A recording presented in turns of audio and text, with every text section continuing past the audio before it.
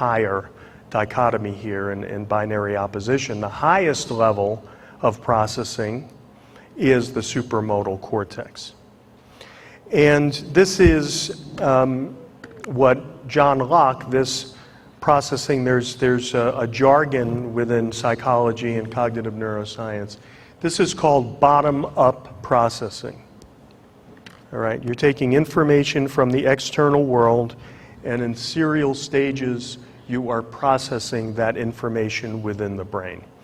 And what Locke said in his essay on human understanding in 1691 was that at birth, the human mind is just a blank slate, or tabula rasa, and can only acquire basic knowledge of the world through the senses. After this initial process, experiences can be categorized and stored in the memory. Now, this whole bottom-up approach isn't as simple as I've laid it out to be or as it was thought to be, say, in the middle part of the 20th century. The supramodal cortex doesn't only get inputs from multimodal cortex. It also gets inputs from modality-specific cortex and even from the subcortex.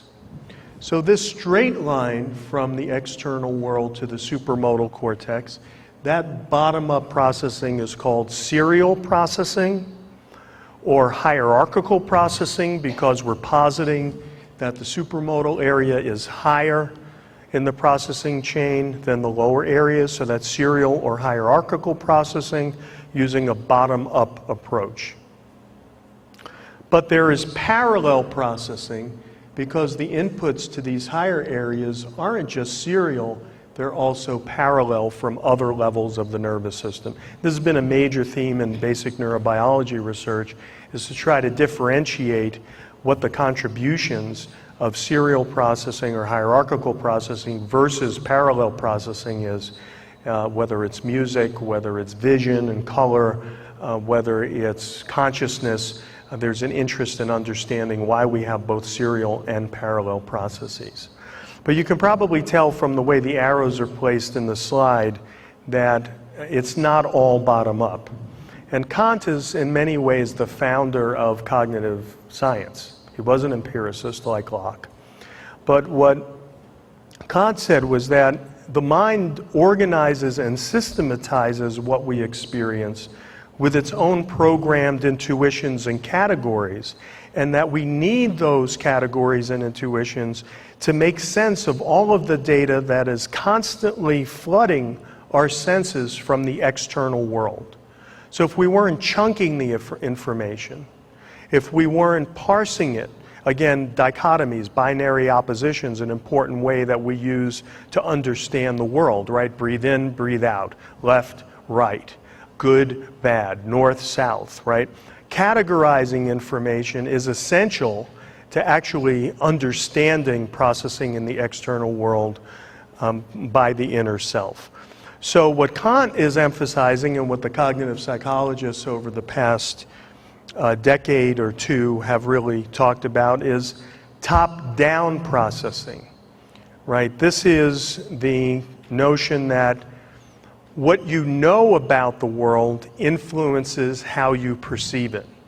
So there's no human perceptual experience that is without bias, because your knowledge of the world, whether it's implicit or explicit, whether you can articulate it or not, is going to influence how you perceive stimuli coming at you from the external world. I remember when Leonard Bernstein gave his Norton lectures at Harvard in 1973, and he was talking about a musicolinguistics. He said, well, we can all understand maybe emotion and meaning in Western music because we have knowledge of the idioms and so forth that we use in Western music. But can we really make sense and extract emotion and meaning from an Indian raga or music that we're hearing for the first time? We really don't have knowledge about that genre that will allow us to shape our perceptions of the stimuli that are impinging upon us. So, this is a way of introducing and getting everybody on a common ground that we've covered some really basics about the brain. We can name places in the brain, like the frontal lobe and the temporal lobe. That's anatomy. Okay. We can talk about what the brain does or different parts of the brain do. That's function. That's the mind. Okay. What we don't talk and we won't talk too much about today is the chemistry of the brain. That's the third major area of inquiry, is looking at brain chemistry and how it relates to behavior.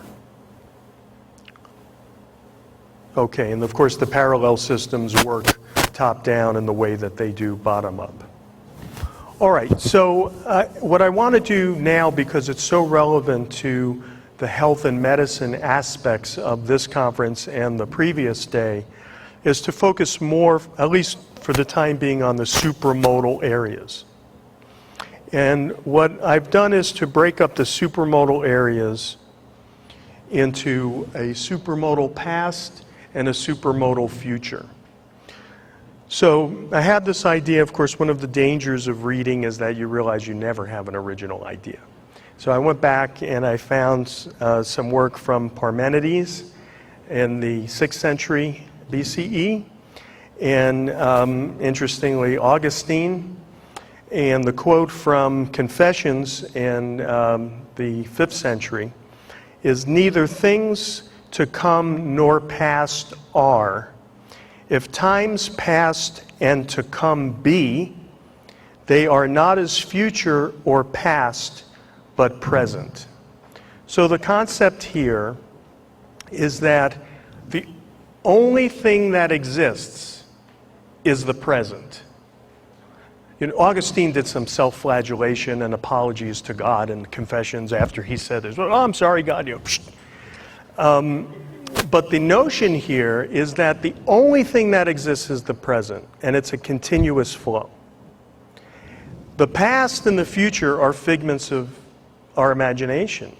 They exist only within the inner self. They're not there in the external world at all. So these areas in the temporal lobe, this medial portion of the temporal lobe, I don't know if you can make out these folders, right? Those neurons bring the past into the present. So memories, episodic memory, for example, feelings, that's bringing your personal history or our evolutionary history to some extent into the present. So those are the supramodal areas that deal with the past. What humans are, to a fault, really good at, and way beyond what any... I got very close to some old world monkeys when I was doing my thesis. They are so stimulus driven. It's like they really don't have much of an inner life. At least it doesn't appear to be. They're very stimulus driven. What humans excel at is bringing the future into the present. Planning, strategy. And I think about coming to the conference. You know, you have to get your tickets, you have to clear your schedule, you have to pack your bags, what are you going to take, why are you going, how much is it going to cost, all that. But for a conference that's going to happen like months, David, it's like years, you know, and Joe. So you're bringing the future into the present, and those areas are mediated by the front of the frontal lobe. You can see these hourglasses here, which are bringing the future into the present. Now, if we did comparative anatomy on an evolutionary tree, monkeys have a very small, it looks like they've had a frontal lobotomy compared to us. Apes, it's a little bit bigger, but it's still nothing like the human frontal lobe. And you may hear this term sometimes in the literature. People call it the prefrontal cortex. So the prefrontal cortex would be over here. There's nothing in front of the frontal lobe, okay? It's a term that what people mean is really, there's motor, there's premotor, and there's premotor. But nobody wants to say premotor, so they say prefrontal. Premotor, so they say prefrontal. It's just it's one of those great awful terms in medicine and science. It's really the front of, or anterior portion of, in Greek, the frontal lobe. And those two areas are very important when you think about using therapies on patients. A lot of it is not just the present, but aim towards working with their past or moving towards the future and how you're going to make them better. So it's very important to address these supramodal areas. Okay, so how many of you have ever written a song or composed a piece of music? A lot of you. Okay, it's just totally different from a neuroscience conference, which is where I'm usually talking. It's like nobody raises their hands, right? Including the musicians in neuroscience, because mostly they've been drilled on Suzuki or classical piano to get into med school or something. So the holy grail for any sort of composition, it's not about all of these higher level functions, right? It's about evoking emotions and their visceral concomitants. In other words, increasing someone's heart rate, getting them sexually aroused, whatever it may be. This is the holy grail. So when I wrote a review for Science about how might it be that we derive emotion and meaning from music from a brain perspective. Well, of course, for music, we want to understand auditory analysis and representation. So the yellow coating here you see on the temporal lobe, these yellow areas, those are the modality-specific auditory areas. And much of what the research has shown is that for the perception, the analysis, the representation of pitch, harmony, octave equivalence, equivalence and transposition, that's the work of the auditory cortex, the modality-specific auditory cortex. So how do we go from those auditory representations to emotion and meaning? How many of you have come across Leonard Meyer's Emotion and Meaning in Music? It's a classic book from 1956, now out of print, but something I would highly recommend to you. Leonard didn't come up with these terms, but he did formalize thinking and popularize the thinking about emotion and meaning in music. And he posits two main routes to deriving emotion and meaning from these auditory representations.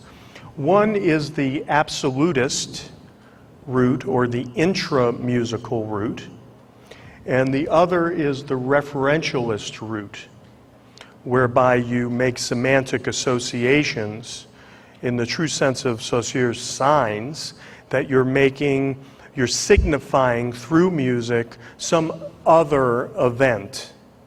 All right, so let's take a look at these. So the absolutist route, one of the dominant themes is expectancy generation, violation, and satisfaction. In music, we talk about repetition and return. We talk about appoggiatura and cadences.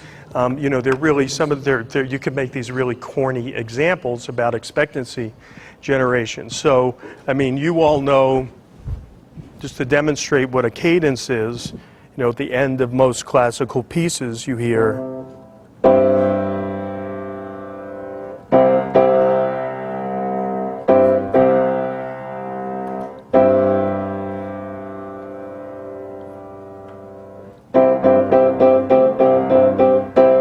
But I have to end here.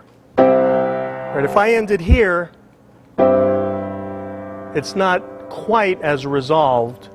I'm not satisfying your expectancies as much as if I end,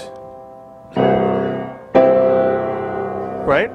So that's a trivial example. Appoggiatura is probably one of the most interesting examples where you really violate, even in terms of key, what you hear and then quickly resolve it, okay? And in many ways, what you're doing there, you can see this is colored purple because the anterior, well, I guess we don't see the colors well on this projector, but this is supposed to be purple, this is purple. So you're really bringing the future into the present. Where is the melody going? Where's the harmonic progression going? Where is the rhythm going? Right? It's a continuous flow of bringing the present into the future. We had a great conversation with Dr. Belli last night about drumming and pulse and rhythm. It's sort of like the rhythm in many ways kind of carries you into the future. and then these melodic and harmonic, at least in Western music, and these harmonic and melodic expectancies are either satisfied or violated. Again, I'm using binary oppositions where probably I should be more deconstructionalist, post-structuralist, and say there are a lot of undecidables in music when it comes to violation and satisfaction. But for the time being, let's think of it from a structuralist standpoint, okay? So I'll show you, if we have some time, some research that supports